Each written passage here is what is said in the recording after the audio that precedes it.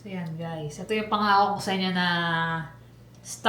spinach stuffed salmon na recipe. So yung nabili ko kanina, ano yung kahapon nakaraan, ano pala may skin on.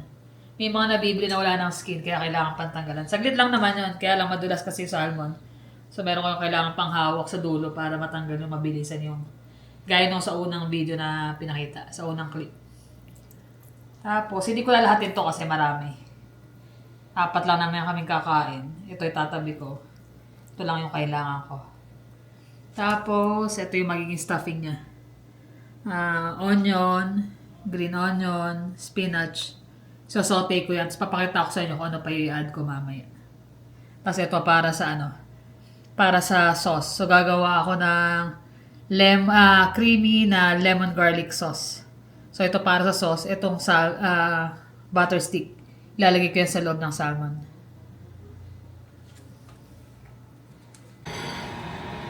So, yan. Nagpainit na pala ako ng pan. Nilagyan ko na ng olive oil. Gigisa lang natin to. So, onion muna.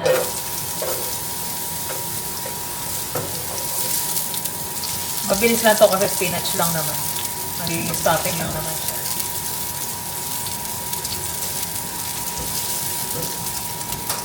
Tapos, sunod nyo na yung green onion at saka spinach.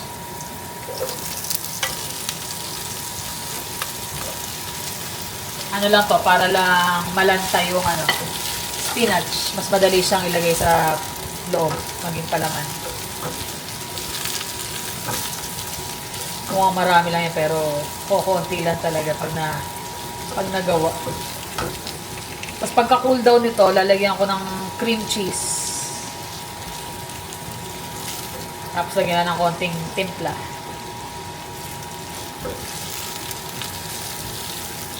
Tapos habang niluluto ko to, preheat ko na rin yung oven.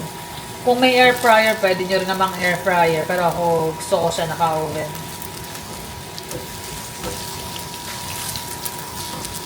Sinet ko lang ng 325 Fahrenheit yung oven. Yan, asin ganyan lang yan. Konting lanta pa ng spinach. Tapos na.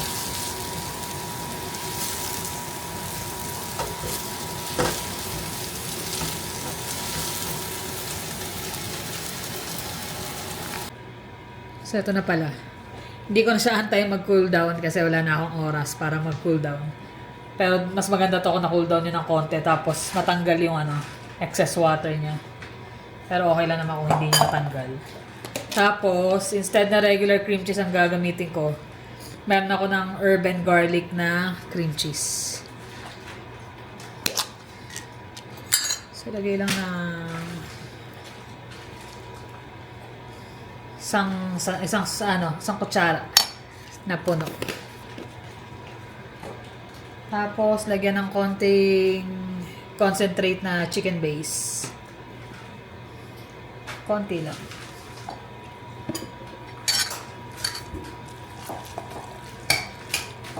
Halo lang siya nasa mamix siya ng gusto.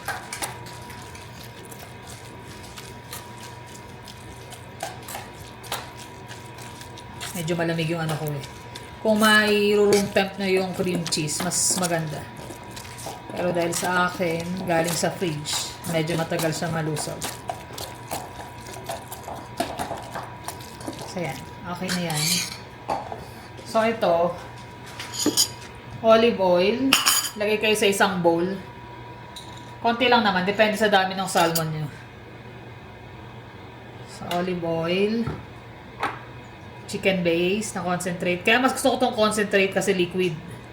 Kaysa dun sa cubes na lulusawin pa. Yan. Tapos konting thyme. Dapat kung meron kayong dill. Pero dahil hindi nila trip yung lasa ng dill, kaya hindi ako naglalagay. No deal. Naloko ko deal. Tapos, konting garlic.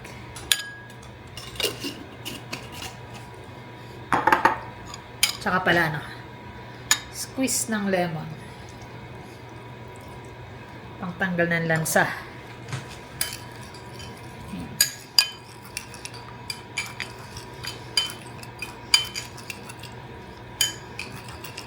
Tapos ginagawa ko rito, nirarab ko siya sa salmon.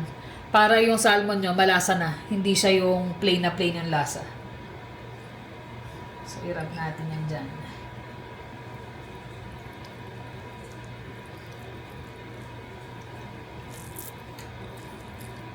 Hanggang labas, kabilaan.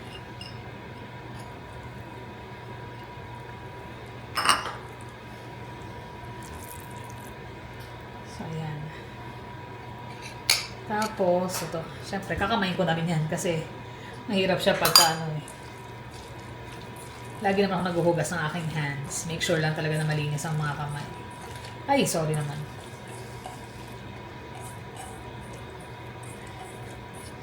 As in, sobrang bilis lang nito gawin. Mukha lang siyang mabusisi, pero hindi. Sinakita niyo, di ba? Pag ganyan ko siya lalagay. Tapos, para moist yung yung salmon, yung butter, lalagay din natin siya as stuffing. Hindi nyo na kailangan i-melt. Kasi magbe-bake pa naman to. So, ganyan lang siya.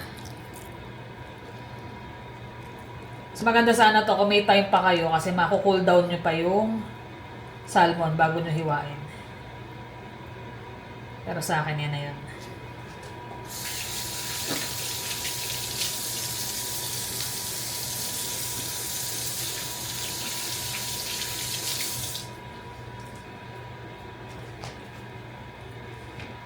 Kasi ito yung lulutuan ko, baking pan. So, hatiin ko to sa 4. Dahil nga 4 kami.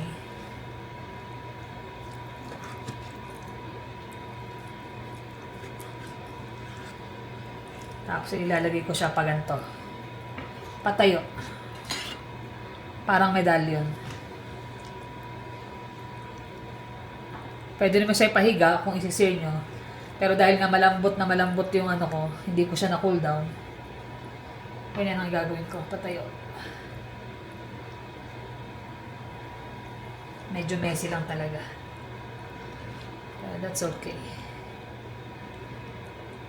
Yan.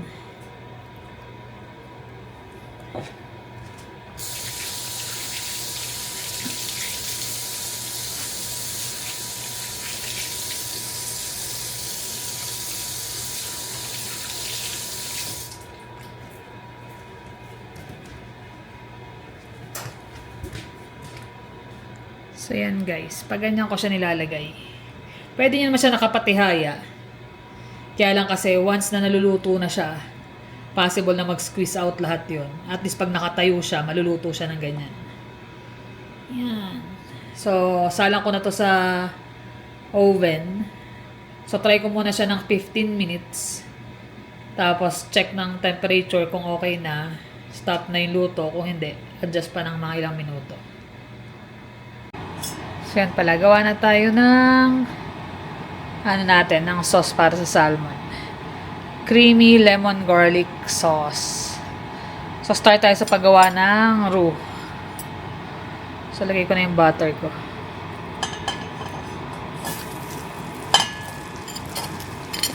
Konti lang gawin ko sauce, kaya mga at least 2 tablespoon na siguro itong butter. Tapos, lagay ako ng konting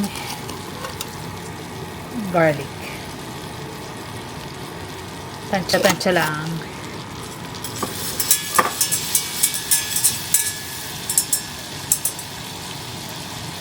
Hayaan mo na siya hanggang masaute ng saglit. Hindi naman kailangang roasted yung garlic, pero magisa lang ba siya ng maayos. Yan.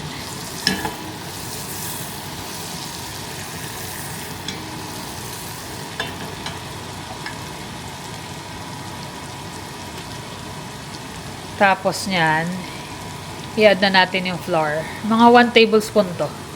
Depende sa dami. So, lagyan natin konti. Konti-konti muna. Kasi baka naman mag-tick ng husto.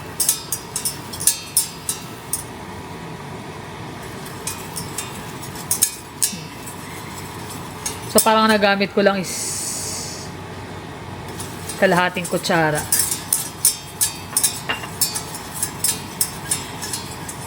Nagbabrown na kaagad yung gilid, diba? Kasi butter, mabilis siyang masunog. So, yan. Nahalo na natin yung flour ng maayos. Nalusaw na. Lagyan na natin ng heavy cream. Ano to? 35% na whipping cream. Kung wala nito, pwede nyo magamitin yung Nestle cream sa atin.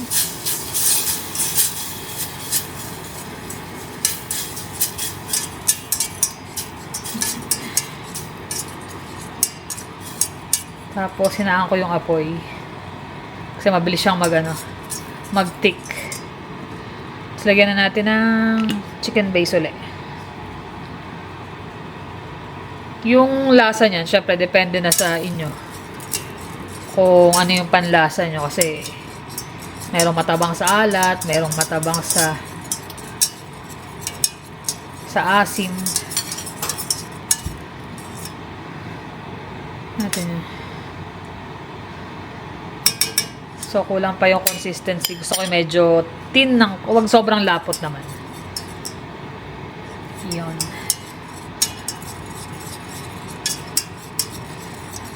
Para mas lasang-lasa yung garlic, lagyan natin ng garlic powder.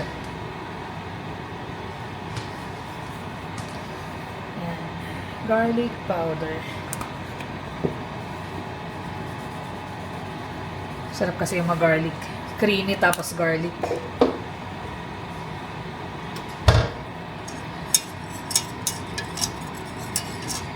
Ito yung consistency. Dapat ganyan.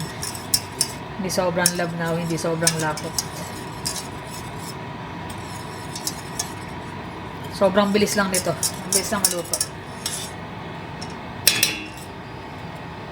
Mako lang siya.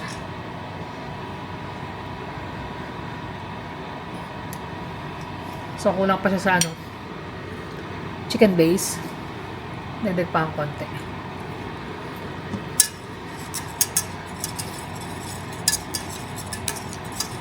So, dahil patapos na siya, lalagyan ko siya ng squeeze ng lemon. Tanggalin ko lang yung buto para walang mahulog na buto. Ay, may nalakalusot pa rin. So, squeeze nyo lang.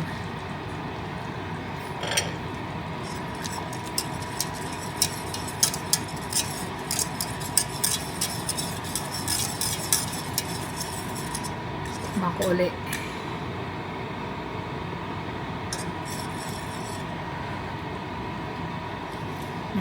Sakto. Sakto yung linamnam alat asin.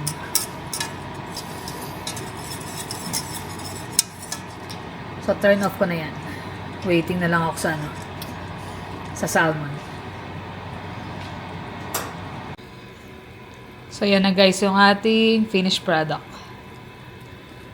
Kita yun, nag-squeeze out pa yung liquid nung spinach. Tapos, di ba nilagyan ko siya ng butter sa gitna. Kaya yung isda, moist yung moist yung laman. Kita mo naman. Tapos kanina, 15 minutes, 325 Fahrenheit.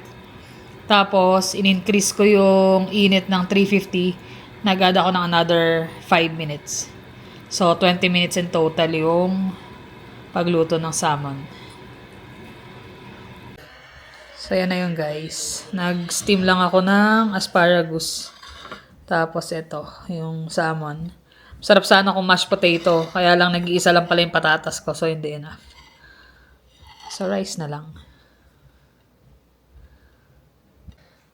So, yan guys. Sana nagustuhan nyo yung panibagong recipe na na-share ko sa inyo. Yung ganyang sauce, usually pag gagawa kayo ng base, raw lang talaga. Ngayon, kung gusto nyo maglagay ng cheese, so creamy cheese sauce na yon. garlic, o pwede kayo maglagay pa ng dill. Depende sa inyo kung anong gusto nyo. Pero ito yung mga gantong klase ng sauce, pwede nyo rin gamitin yan sa chicken, sa beef, sa mga parang tonkatsu style, pwede nyo rin gamitin. Lalaruin nyo na lang kung ano yung ingredients na idadagdag nyo. So, yun lang. Maraming salamat sa inyong panonood. Ingat kayo lagi. See you on the next vlog. Bye.